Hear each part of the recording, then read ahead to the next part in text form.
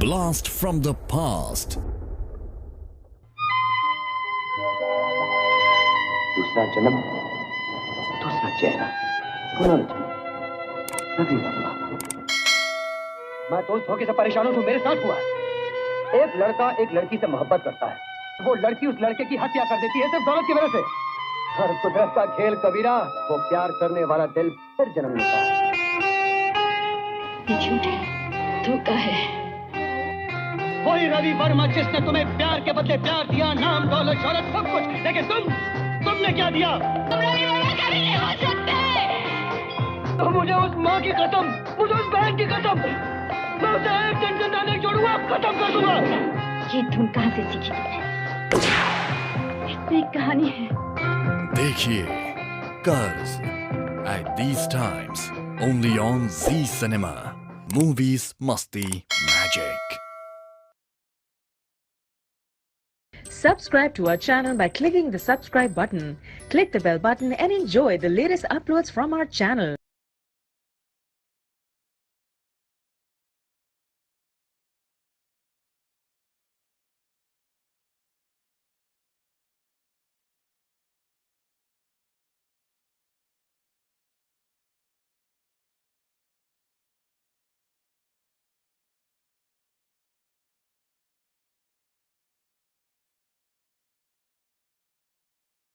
My Lord, अब मैं accused advocate Ali Mohammad को एक बार फिर से कटघरे में बुलाना चाहूंगी।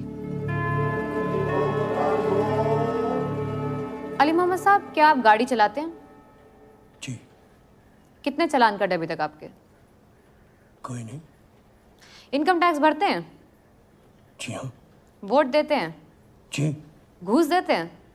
जी। सरकारी अफसरों से अपना काम आसानी से कराने के लिए क्या आप उन्हें घूस देते हैं? नहीं, जी नहीं।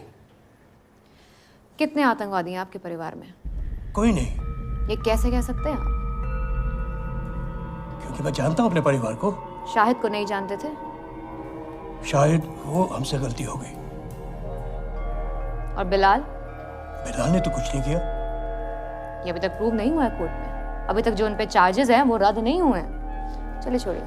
आफ्ताब मोहम्मद, आपका बेटा, वो?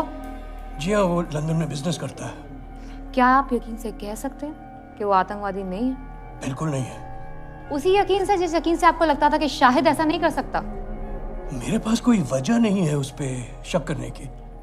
आपके पास नहीं होगी अली मोहम्मद साहब, लेकिन प्रोसिक्यूशन का मानना है कि आप और आपका परिवार अपने घर के बच्चों से आतंकवाद का धंधा करा के पैसे कमाते हैं। आप सब के सब देशद्रोही हैं, ये आरोप है आप पे और आपके परिवार पे। हम देशद्रोही नहीं हैं। कैसे प्रूव करेंगे आप? कैसे मान लिया जाए कि आप देशद्रोही नहीं हैं? क्या इसलिए कि सन 47 में जब आपके पास चॉइस थी, आप एक मुस्लिम मुल्क जा सकते थे, आप नहीं गए? या इसलिए कि आप इनकम टैक्स भरते हैं, वोट देते हैं, घूस नहीं देते? आपके पास अली मोहम्मद जी कोई प्रूफ ही नहीं है कि आप देशद्रोही नहीं हैं। और प्रूफ तो चाहिए। प्रूफ चाहिए क्योंकि आपको देख के लगता नहीं है कि आप देश प्रेमी हो सकते हैं। ये दाढ़ी कब से रखी आपने? यही 2.5-3 साल से। क्यों? हमारे यहाँ सुन्नत है। क्या आपने ये कभी नहीं सोचा कि एक आम देश प्रेमी कैसे फर्क करेगा दाढ़ी वाले अली मोहम्मद में और दाढ़ी वाले उस सीरियन, इराकी, अफगानी, पाकिस्तानी, कश्मीरी टेररिस्ट में जिसकी फोटो आए दिन अखबार में छपती रहती है?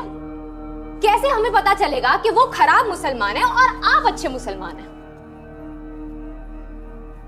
अली मोहम्मद जी, आपका भतीजा जो आपके साथ आप ही के घर में रहता था, उसने दहशतगर्दों के साथ मिलकर 16 लोगों की जानें ले ली हैं।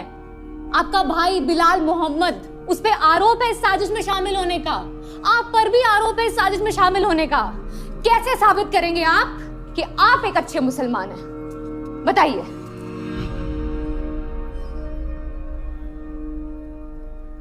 कैसे साबित करेंगे कि आप एक अच्छे मुसलमान हैं?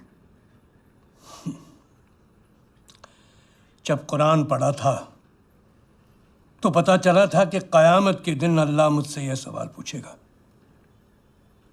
कि मैं एक अच्छा मुसलमान था या नहीं, और वो फैसला करेगा, सिर्फ वो, कोशिश तो पूरी की थी कि एक अच्छा मुसलमान बनूं, पर कहीं गलतियां हो जाती हैं। संतोष आनंद जी ने 92 की जिस मीटिंग की बात की और जिसके तहत मुझ पर कम्युनल हार्मनी डिस्टर्ब करने के एक्यूजेशंस लगाए गए हैं, हर को आग लगा देंगे। बाहर आप जाके देखिए, लोगों के सामने कौन करता है? ये मेरा घर है, जब तक जिंदा हूँ ये घर छोड़ के नहीं मैं कह रहा जाना ही पड़ेगा। चलो मेरा चार्ज करो। नहीं, घर छोड़ के वो नहीं 6 दिसंबर 1992 की रात थी। उस रात हम सब बहुत डरे हुए थे, हर मुसलमान बहुत डरा हुआ था। और फिर मेरे घर पर कुछ लोग आए। सोनकर, चौबे, बाहर माहौल ठीक नहीं, पर आप बिल्कुल टेंशन न लीजिएगा वकील साहब, हम दोनों यहीं ठहरेंगे और हमारे रहते आप लोगों को कुछ नहीं हो सकता। काश उस रात चौबे और सोनकर हर मुसलमान के घर जाते। थोड़ा ज्यादा समय लूंगा जज साहब, पर जरूरी है कि जान लिया जाए उन लोगों को भी जिन पर आतंकवादी होने का इल्जाम है। जज साहब, जो कुछ भी बना इस जिंदगी में इस मुल्क ने बनाया। अब्दुल हमीद से भी मुतासिर हुआ तो गांधी से भी हुआ और मदर टेरेसा से भी हुआ। मुसलमान होने के फायदे भी हुए इस मुल्क में और कभी कभी शक की नज़र से भी देखा गया है, पर दफन उसी कब्रिस्तान में होना है जो मेरे घर से 200 मीटर दूर है। पब्लिक प्रोसिक्यूटर साहब ने कहा कि वो मुसलमानों का सम्मान करते हैं और उनका स्वागत करते हैं। मेरे घर में मेरा स्वागत करने का हक उन्हें किसने दिया? यह मेरा भी उतना ही घर है जितना कि आपका। अगर आपको शक है मेरी वफादारी पर तो जाइए आप पता कीजिए कि क्यों शक है आपको।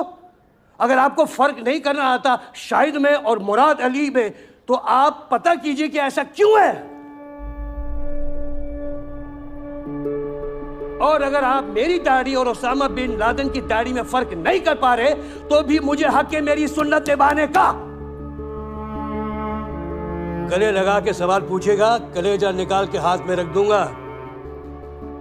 उंगली उठा के पूछेगा ना तो याद रखिएगा मेरी जवाबदारी आपसे नहीं है, अपनी ईमान से है, अपने मुल्क से है।